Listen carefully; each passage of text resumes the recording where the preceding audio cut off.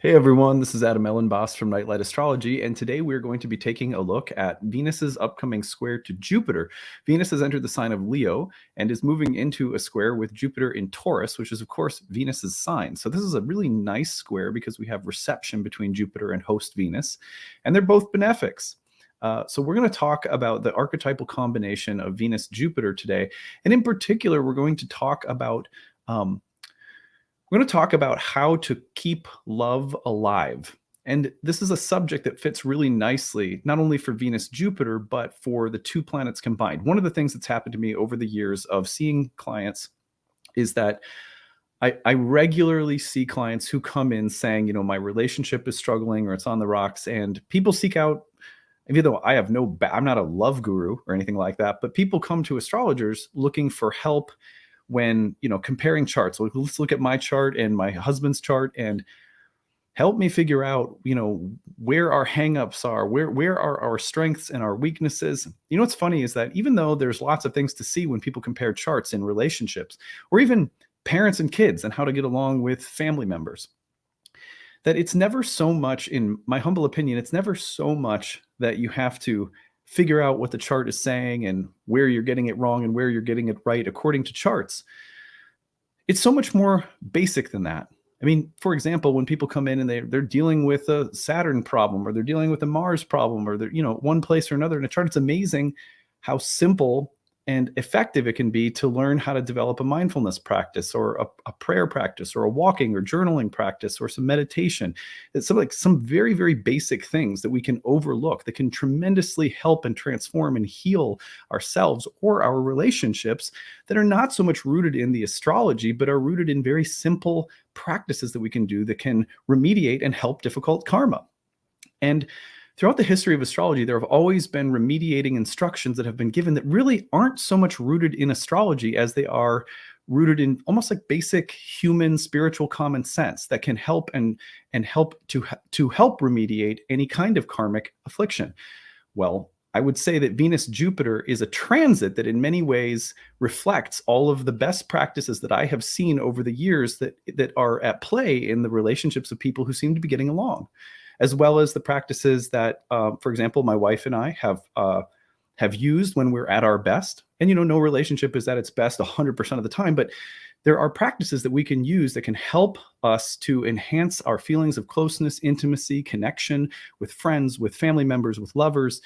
And I think that there's no better time to say, I'm going to get back to that. I'm going to get back to some of those things when Venus is squaring Jupiter. We're going to explain why that is the case by looking at the archetypal combination of Venus-Jupiter.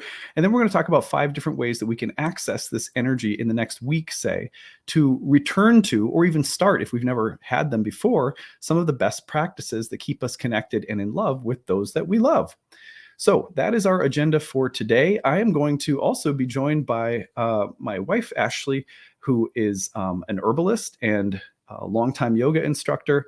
And she will be joining us and helping contribute to this topic because, interestingly enough, she has a couple of planets in Taurus square to Jupiter in Leo. I'm a Taurus rising with my ascendant ruler square to my ascendant, Venus in Leo. So we both have a good amount of energy in our charts across the Leo-Taurus axis. And so, again, I brought her on the other day when we talked about Jupiter entering Taurus, and it was one of my most popular episodes of the year because I just feel like Ashley has a lot of wisdom when it comes to Taurus energy in particular. I mean, a lot of wisdom with a lot of things, but she's so good at talking and getting to the heart of Taurus energy as a sun, moon, Taurus. So anyway, she's going to join us today and help drop some wisdom on us as well. That is our agenda for today. But before we get into it, don't forget to like and subscribe. Share your comments and tell us, what do you do to stay close to the people that you love? And it could be anyone in your life. You don't have to be, in a relationship to listen to this episode. What do you do in order to stay close to other people? How are you experiencing or accessing the energy of this transit? We'd love to hear from you guys. You can find a transcript of today's talk on the website, nightlightastrology.com. I want to send you over there as well because our classes are just getting started. The new class, Ancient Astrology for the Modern Mystic, starts this weekend. So I want to point you to that. It is not too late to sign up. Go to the courses page, click on the first year course, scroll down. You can learn more about it. There are 30 classes on the year. They're all live webinars, but they are also recorded. So you can attend remotely or live We have a group forum discussion staffed with tutors. We have breakout study sessions staffed with tutors. So there's a lot of support built into the program to help you through a really deep, immersive 1-year journey into the heart of ancient astrology. At the bottom of the page, you'll find some different options in terms of how you can enroll. You will find that there is a, oops, here we go. Get my little pen. You will find that there is an early bird payment that saves you $500 off. There's a payment plan if you'd like to spread the payment out. And then my massive pen decided to make a circle the size of Delaware. And you can see you can see tuition assistance there at the bottom. If you need a little help to make the program affordable, check out the need-based tuition option. If you have any questions about our program or any of those enrollment options, email us info@nightlightastrology.com. So on that note, I'm very glad to welcome back Ashley to the show. Hey, Ashley. Hey, thanks for having me back. I'm so excited to talk about gardening and plants and all of those good things. Yeah, we're going to be utilizing a bunch of gardening and plant metaphors today as a way of accessing this conversation about Venus and Jupiter. And again, because Ashley also has a really nice connection between the Taurus and Leo areas in her chart, and so do I felt like it'd be a good one to tag team. And we've been just enjoying doing some content together lately too. So yeah, let's take a look at the transit, and then we will get into it and start going through our list of Venus Jupiter practices. So June 11th, Venus will square Jupiter, and let's put this up on the screen so that we can see it.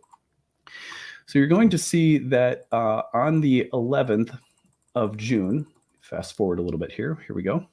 On the 11th of June, we have Venus in, oh, there's the massive arrow. We're going to take away.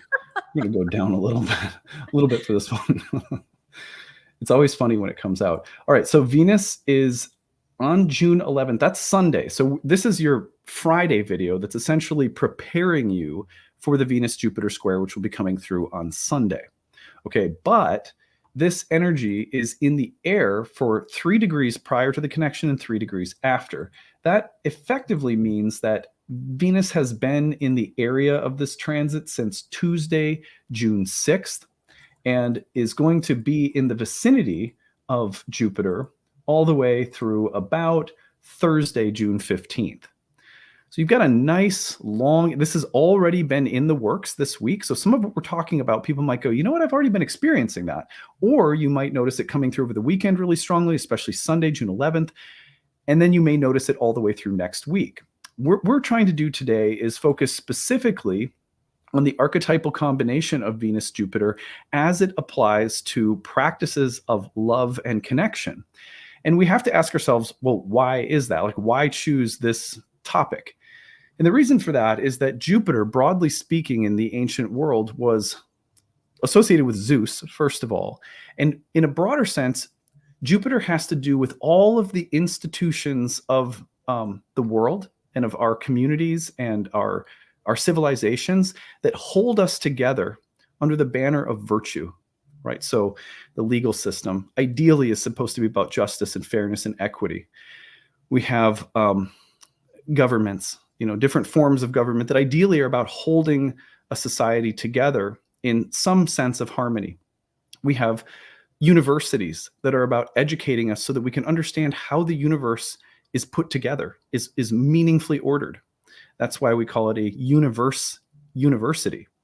So Jupiter has to do with all of those systems that we create, not in a Saturnian sense, right? Not in a structure that you adhere to with some kind of, strict, rigid, you can't breathe in it or something like that, like constraining. That's when a structure becomes that way. Eventually, it has to be reset and opened back up. And in ancient astrology, those were the cycles. That's what the cycles of Jupiter and Saturn were all about. Remember, Saturn represents the golden age and the king of the cosmos that is usurped and replaced by Jupiter. And the two also represented winter and spring simultaneously. So you could say that in a way, Saturn is like Saturn is like you can see the garden and what it must have been, but it's kind of dead now. And you're going to have to wait for that garden to appear in the spring again before it feels like Jupiter. And Saturn has a lot of other really important roles to play. It's not just like dead systems, right? So don't take it that way.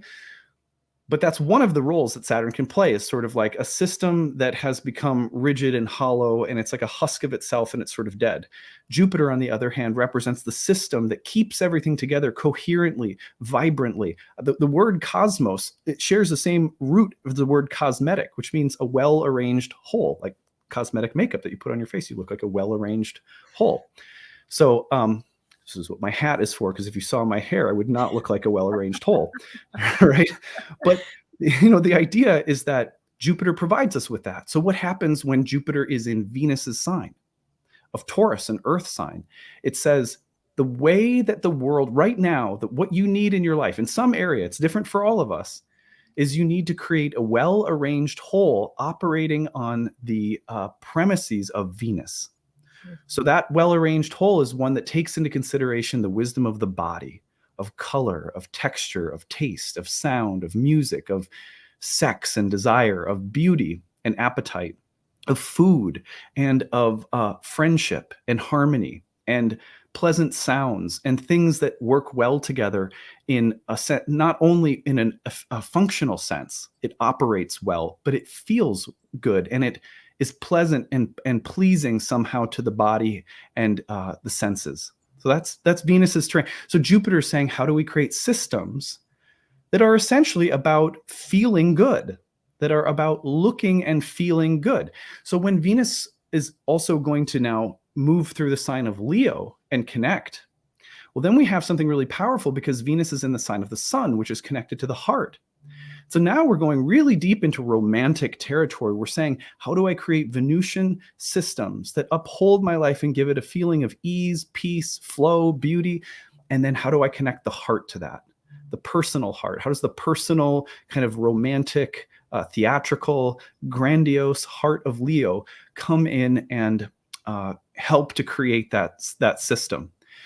So when Ashley and I were talking about this on an archetypal level, we said this would be a great time to talk about the ways in which we can create healthy practices in our lives. That, I mean, just like I was saying about how sometimes astrology clients come to me saying, okay, can you help me fix my astrology? And instead, I go to the space of being a yoga teacher and owning a yoga studio for 10 years. And I say, the easiest way to remediate some of that karma is to go for a walk and breathe. It's so, and Ashley, wouldn't you say that as an herbalist, sometimes it's not so much an herb you're handing someone as it is simple practices that can help heal and regulate us? Yeah. Yeah. I mean, it's like, I think the goal with herbalism is to get the person back to a state of their own self-regulation. And so, yeah, sometimes the best regulating principles for a client, it isn't the plant medicine, it's actually a practice. So, and the practice that they can upkeep and that will really help them stay in that more regulated space. So, absolutely. Right. I mean, sometimes we come on and we say, okay, there's this planetary alignment, and try to take this herb. Oh, I'm not saying herbs don't work, because they definitely work. And there's a lot of times where herbs are absolutely needed and they really do help. Yet I think herbs work best when they're partnered with principles, or they're partnered with some sort of more holistic action, so that there is and that's why, I don't know, I always talk about making teas. It's like the ritual of tea making in itself is healing. Even before you bring the glass to your lips, the practice of making a ritual cup of tea every night, that's medicine too. So I think that there's a lot that we can do in our environment during these transits that can help us reestablish new practices and ways of living and partnering with the people in our lives, so that it's not something that is like a chore or like a pill we have to swallow every morning, but these practices become things that really excite us and invigorate us. Yeah. The way that I think about this, how we sort of conceptualize this talk, was sometimes it's good to give people herbs. And when you guys know, when we do videos together, we're often like, here's the astrology going on right now, here's an herb to work with. But what we realized is that, a lot of the times the transit that comes about is actually a transit that may be opportune for launching, starting, or returning to practices that are so basic that we forget how powerful they are. And so with Venus Jupiter, Ashley and I started thinking about all of the ways that just I guess in particular, we have a list of 5 we're going to go over with you guys. 5 ways that we can tend our relationships and enhance and deepen loving connections that we have. That could be with friends, family members, your children, your lover or spouse, people that you work with. How do we enhance or tend the living things first? So we're gonna go through these 5 ways. And actually, I just gave away the banner. So the banner is, we talked about this when Jupiter entered Taurus. Ashley came on and we talked about this idea of tending the living things first. Will you just reiterate what that concept is about from the standpoint of being an herbalist and a yogi and so forth? Yeah, I mean, I think there's a lot of times we can get overwhelmed by the number of things we should do, the to-do lists, all of those. And so to me, this simple phrase of tend the living things first is a way for us to reorient ourselves to what really matters. And it's the living things that matter, not the laundry, not the dishes, not, all of the other things that we might still have to do. But if we can prioritize the living things, especially right now, our relationships first, then all sorts of spaciousness will grow from that. And so this idea of what we're going to be talking about today is using the garden as a metaphor, and using at least the way that Adam and I have been living since spring hit Minnesota, which I want to say has been for 4 months, but it's been like 2 months since things have actually gotten warmer. But just from living outside and being outside, and our relationship with the plants, how do we use that garden as a metaphor to give some examples of how we can create new patterns and rituals and practices? Yeah, I mean, Jupiter in the sign of Taurus is sort of like the gospel according to the gardener, you know. Yeah.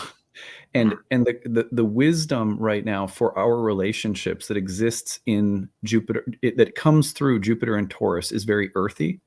And so what we did was we sat down and we said, let's think about let's think about gardening metaphors. Let's think about the wisdom of the garden and how the garden teaches us to tend to not only the living things first, like plants and animals, but to each other. Mhm. How does gardening act as a sage, giving us counsel for our relationships? So we have 5 ways that Jupiter and Taurus, as a tender of living things first, can help us right now to either return to these practices if you've drifted from them, because that happens. We know these things are all intuitive and they're very basic. They are powerfully remediating for some of the most difficult karma we can have in our charts, and we can easily drift from them. And at the same time, we can think to ourselves, that would be a good idea, but maybe we don't ever try it. So hopefully you'll either return to these things or try them out if you're not. Let's go through them. I'm going to start. Number 1 is sharing biorhythms. One of the things, I'll say this first. Ashley and I, before we had kids, we owned a yoga studio together that was based out of a home, for starters, but we shared sleep and wake cycles, morning devotions that we did together, a lot of evening rituals that we did together. And everyone's life is different with jobs and so forth, but there were biorhythms that we shared. Then kids came, And then everything. right? And so what we're getting back to right now, it was amazing, has just as soon as Jupiter entered Taurus, there was just this dawning, and it was like, oh my God, there is space back in our lives now that our kids are a little bit older, almost 5 and 7 now, where we can get back to those things. And it was sort of like, what? This is so simple. How, it's like your rhythms can drift apart over time with people that you love. And rhythms look different for a friendship or for a marriage, or rhythms that you create with your kids. But the point is that having some rhythms that you feature and that you return to, that become like the heartbeat of a friendship, a relationship, a marriage.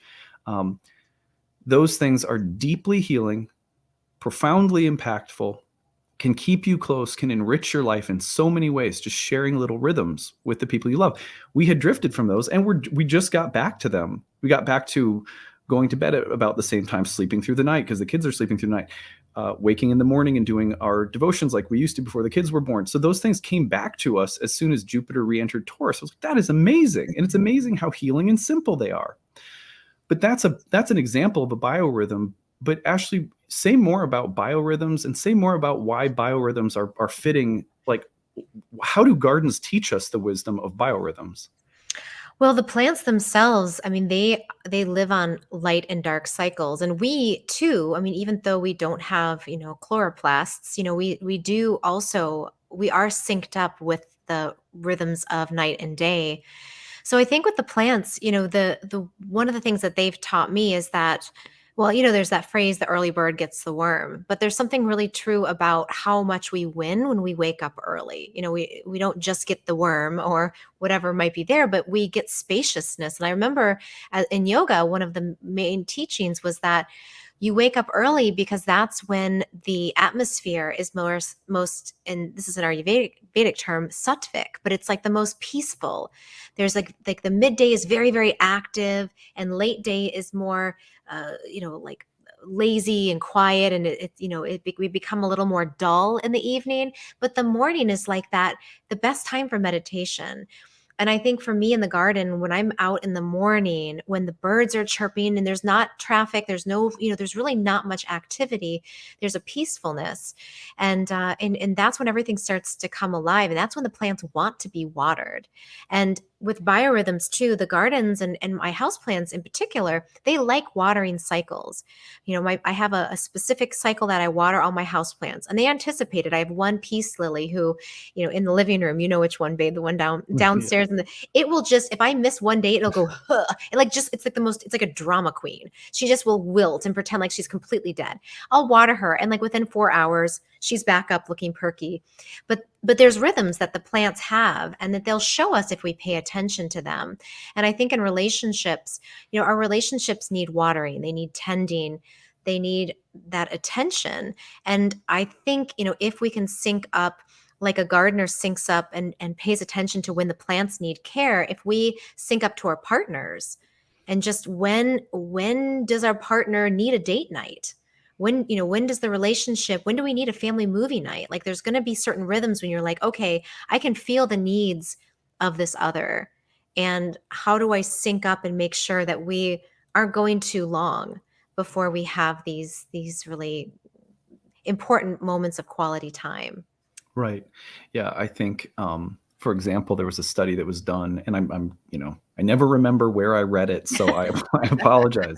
But I read it was like, and it basically said that kids that get a morning and breakfast routine, and it does not have to be elaborate, a way of waking up that's similar, a way of having breakfast with other human beings, with a family, ideally, that's similar, and some quality nutrition.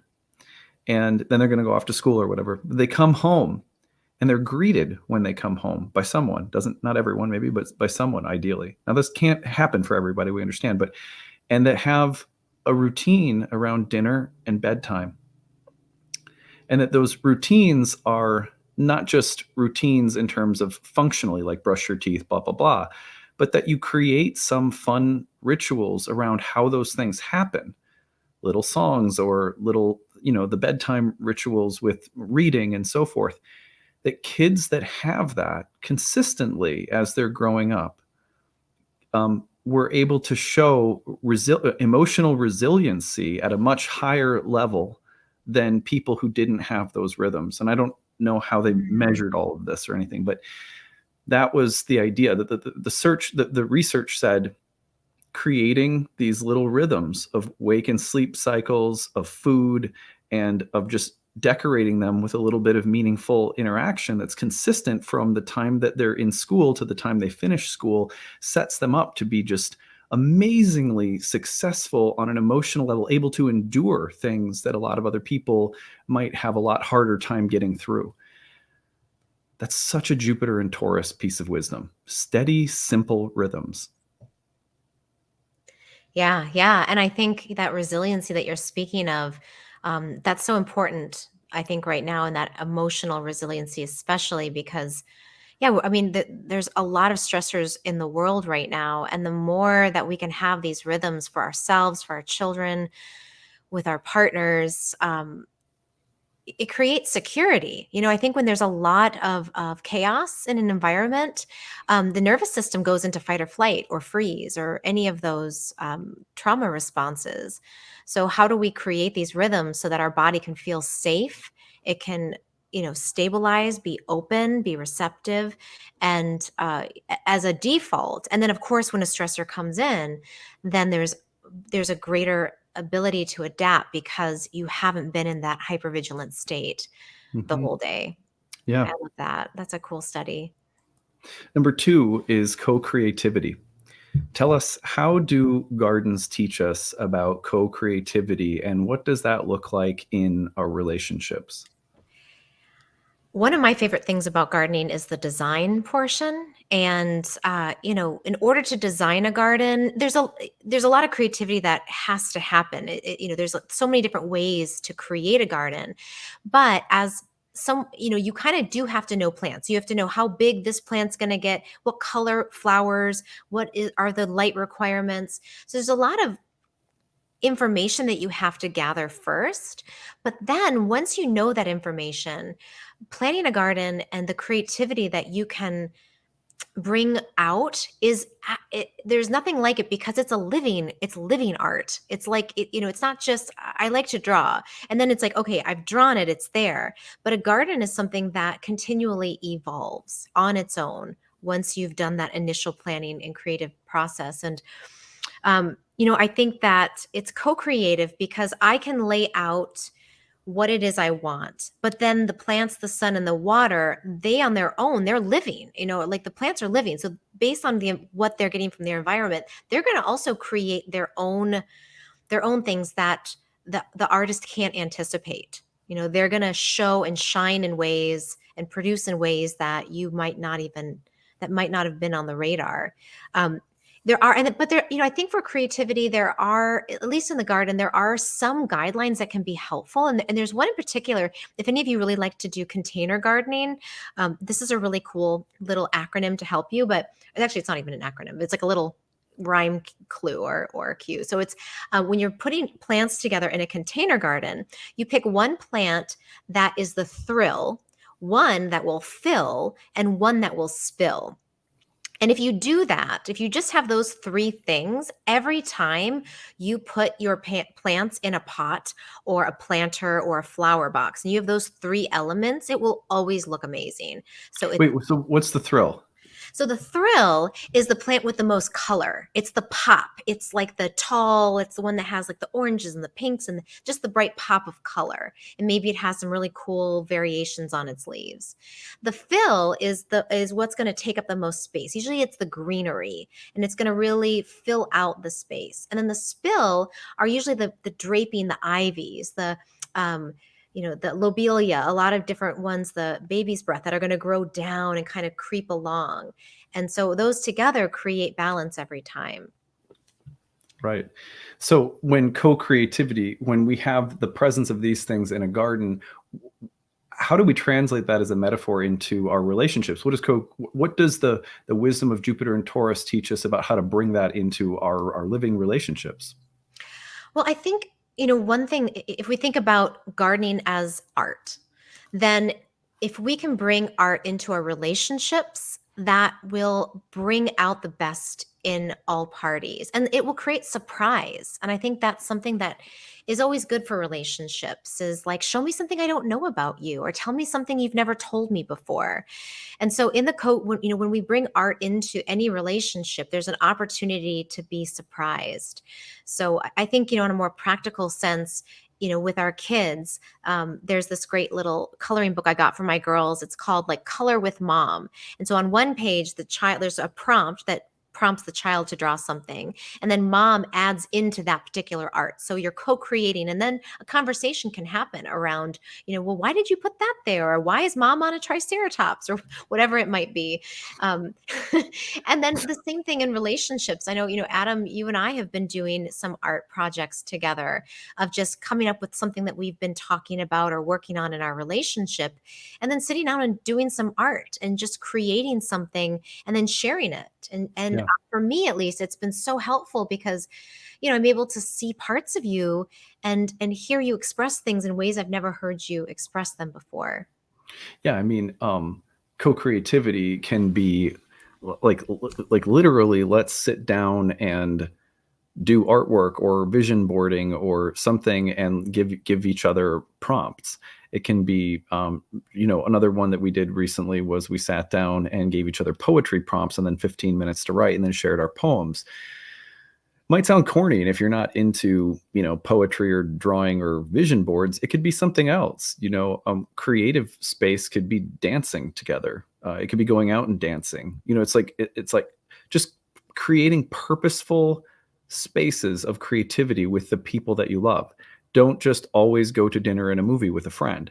Don't just always go to coffee and talk about, I don't know, the latest gossip, even if it is really important, and it's good to do that somewhat regularly too. Maybe that's one of your rhythms, but what does it look like to go for a bicycle ride with someone into a place you've never been before? It's like creativity can really look and feel in a lot of different ways. So, but the point is that if I'm hearing you, Ashley, is that you're saying that gardening is a creative process. You're seeing creation happen and you're participating in it.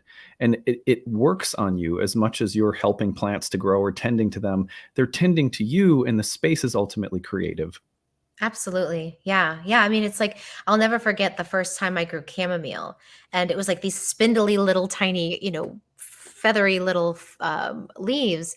And then one day there was like flowers. And I just, that moment will ever forever stay in my mind as like, I helped you. Like I didn't make you, but I helped you. And I was a part of you blossoming as you are right now. And Mhm. there's a reciprocal joy that happens, I think, when you're co-creating with another being.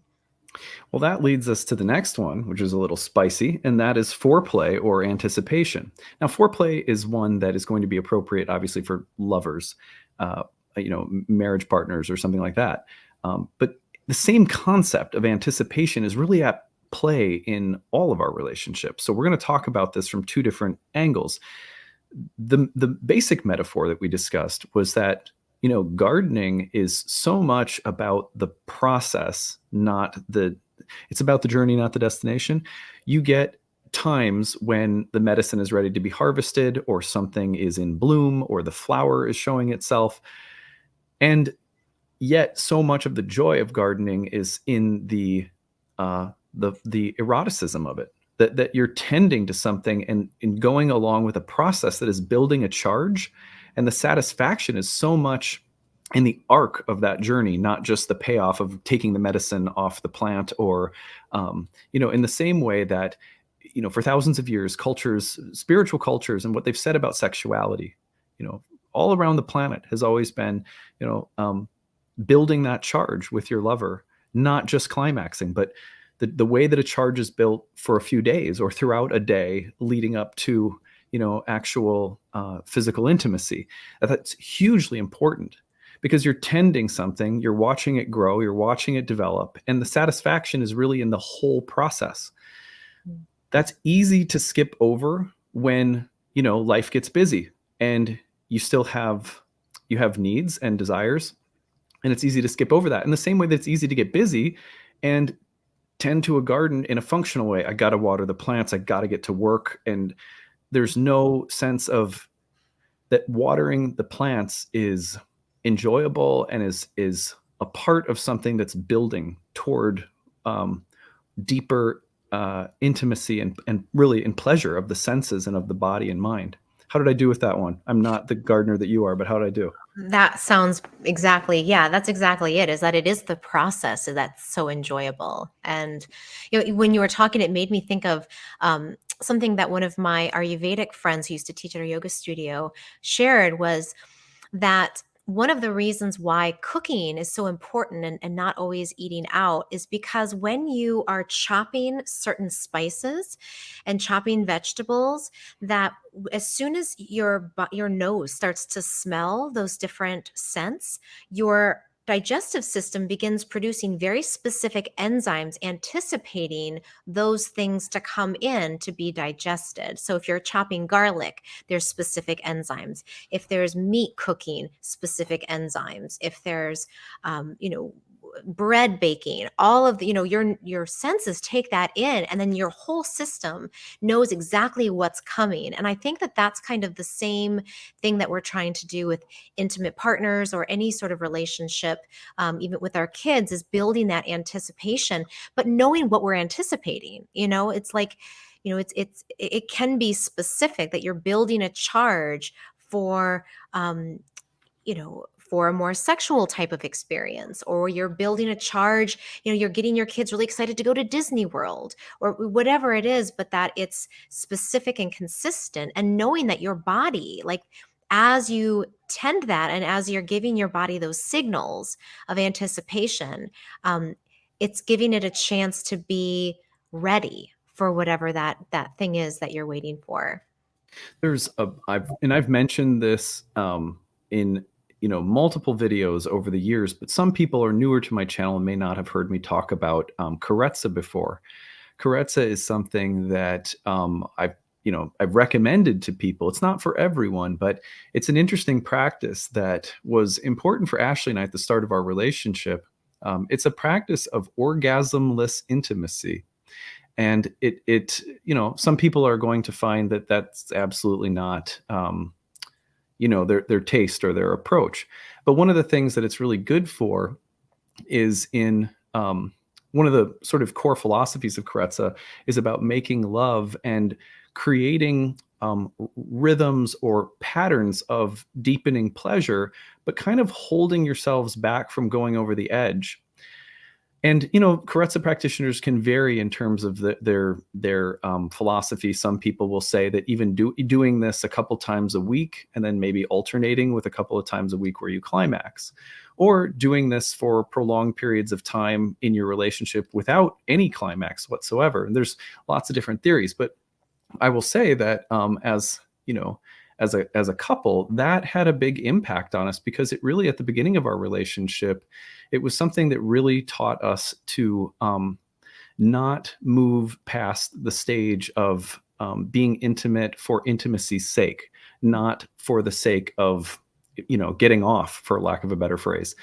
And I know that must be like TMI for some people, but I think that it's important, because one of the things, even if you just take that philosophically, whether you actually look up and ever try Korresa or not, as a philosophy, that we could all use a little bit more of Korresa in our lives when it comes not only to literal lovemaking, but to pleasure itself. That pleasure is something that we can try to experience without pushing ourselves over the edge, where it's like, I'm past satiation. Yeah, One of the it kind of reminds me of what we do with our kids sometimes, which is delaying gratification. It's Right. like, you really want that thing. I know you want that thing. That thing is so amazing. It's going to be the best thing when you get that thing, Yeah. but you're not going to get it now. You're going to just have to wait.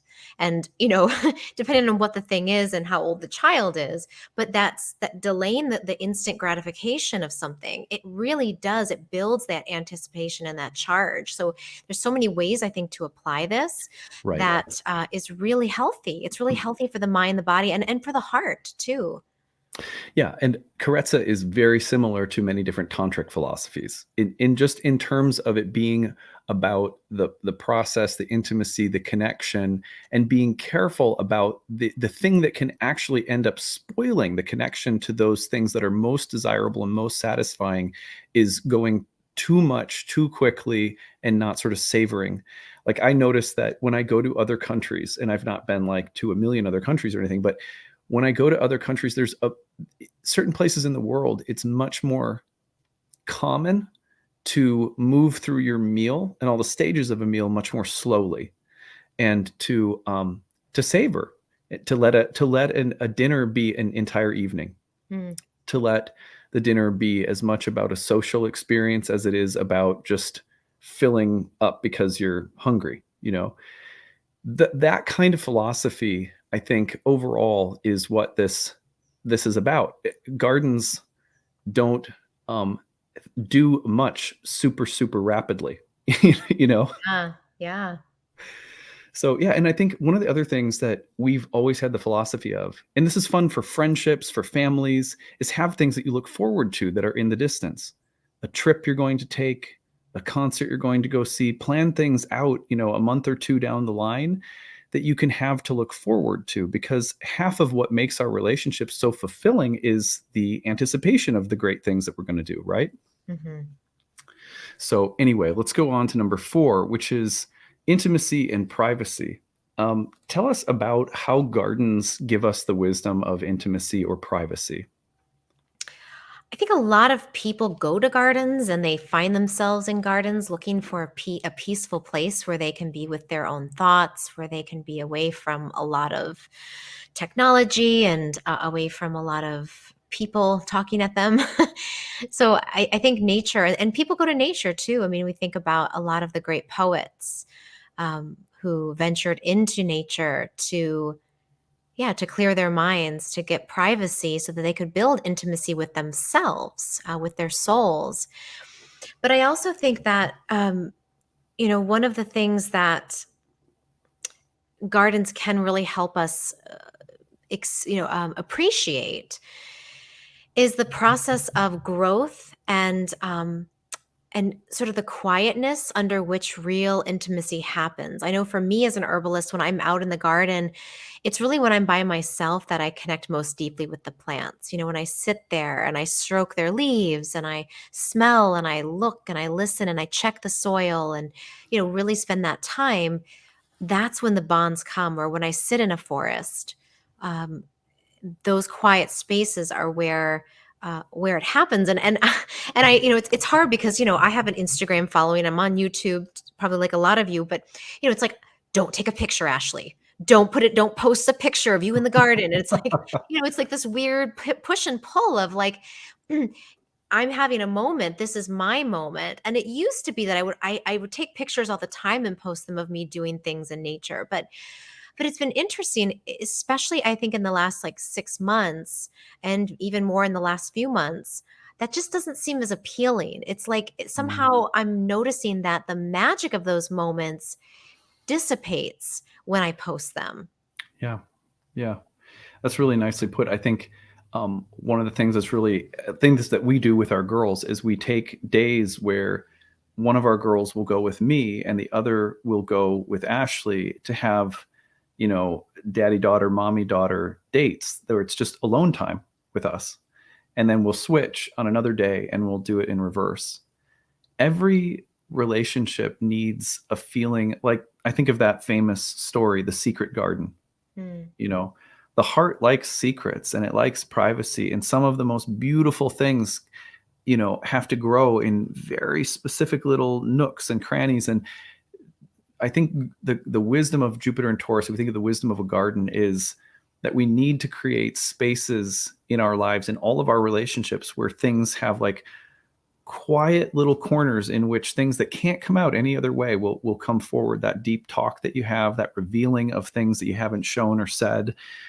So intimacy and privacy is something that gardens seem to evoke and that all of our relationships really need. And it's so easy if you take the time to be quiet and gentle with another soul, going on a walk, getting out in nature, if that's your thing. Those spaces end up being so healing and so helpful. And people always ask, how do you remediate bad karma around this or that? It's like, find some quiet time for yourself, find some quiet, intimate spaces with people you care about. It works wonders. Number 5 is healing connections. This one is right up your alley because you're an herbalist who literally uses plants to help people heal. But tell us more about this metaphor. being in a garden, and I think it was your friend Tom who said something about, isn't it funny that we need these studies to tell us such common sense things like being in a garden is good for your mental health, Yeah. or walking barefoot is good for your mental health. There's this thing called forest bathing, but it's very simple stuff that when we're in nature and when we're, especially for me, and I think a lot of people that work in gardens, when you're in the garden, you're only in the garden. You can't be anywhere else. You can't, it's really hard to multitask when you are in nature and engaging really in a present way. And that's healing. Our nervous system needs that. Like we need time where we're disconnected from all of the different social media outlets, and times where we're just really plugged into one thing at a time, including our partnerships and our relationships. So I think the healing piece is so important, because if we don't make time and we don't give presence to those relationships, we're not going to, there's not going to be that possibility of reciprocation, Mhm. of the healing coming back to us through our efforts. Yeah. It's, one of the reasons that we are here is, if I had to put at the top of my list, like, why are we here? The big philosophical question. It's cheesy. You've heard it a million times, but it is to love and be loved. Mm. And one of the things that we do is we carry so many things, and the heavy things, we carry burdens, we carry hurts, we live with trauma. And there's a lot of uncertainty and fear and insecurity rooted in being alive. Just the tender vulnerability of being a living being. And part of how we remediate that, quite literally, is to have relationships, to feature and focus and move up the priority list, closeness with people that we love, family, friends, lovers, co-creative people that you're doing stuff with at work, whatever. Because when we focus on those connections in the same way that a garden just offers medicine, so many plants are just medicinal. So many people are medicinal. Most people that we know and meet and spend time with, if we spend quality time with them, they are literal embodiments of medicine. They help us heal, they help us let go, they help us grieve, they help us process, they help us understand, and not literally by acting as therapists, but by being embodiments of love. Just in the same way when you go to sleep at night, your body naturally heals itself. When we spend time with other human beings in loving connection, friendship, joy, fun, laughter, spontaneity, play, intimacy, privacy, foreplay and anticipation, building a charge with people, being creative with people, creating healthy rhythms with people. When we do these things, people heal us, and we have the chance to heal other people. So beautiful how profound it's been for Ashley and I to sit down and access some plant metaphors that Jupiter and Taurus can help us right now. Yeah, I think it's great. And I think it points us back to how simple it is, which is what we kind of opened with, which is, really we could take each one of these points and just, even if we can just do one small thing from each of these categories, like it can make such a profound difference. And I love that there's so much Taurus energy in the air that like makes Right. my heart so happy, and my soul so happy. But it just seems like it's a great opportunity right now to say what food, like what fertilizer, what will fertilize the relationship that I want to grow the most. Mm-hmm. Yeah, absolutely. Well, I want to tell everybody how you can follow Ashley and her work. First of all, you can check her out at skyhouseherbs.com. I'm going to actually pull it up on the screen so that you can see. Ashley has some garden gatherings happening this summer at our home community medicine garden here in Minnesota in the Twin Cities area.